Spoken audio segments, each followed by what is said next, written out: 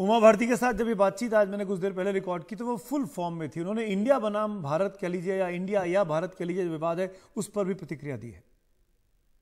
मैं आपकी बात को दोहरा रहा हूं, आप कह रहे हैं कि संविधान में संशोधन करके हमको इंडिया शब्द को बिल्कुल हटा देना चाहिए, सिर्फ भारत ही रखना चाहिए।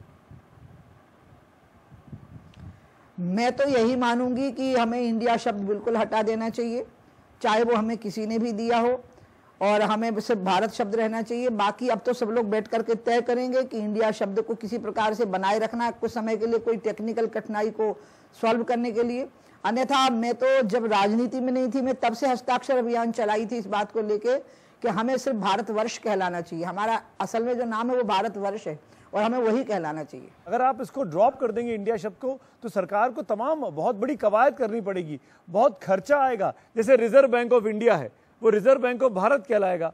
तो ये तमाम चीजें बदलना, करेंसी बदलना, तमाम संधियां जो हुई है दूसरे मुल्कों के साथ, वो भारत के साथ संधि की है, इंडिया के साथ संधि की है, वो कैसे चेंज होगा? खर्चा नहीं होगा बहुत देश सरकारी खजाने पर? मेरा संन्यास दीक्षा से पहले मेरा नाम उमा भारती था।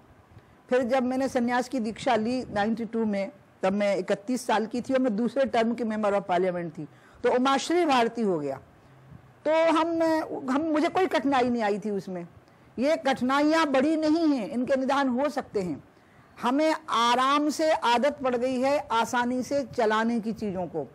हम कठिनाइयों का और चुनौतियों का सामना करने की जो हमारी सामर्थ्य थी उसको हम भूल चुके। हम जीएसटी लाए, हम जनधन योजना लाए, हम स्वच्छता अभियान लाए, कोई कठिनाई नहीं आई।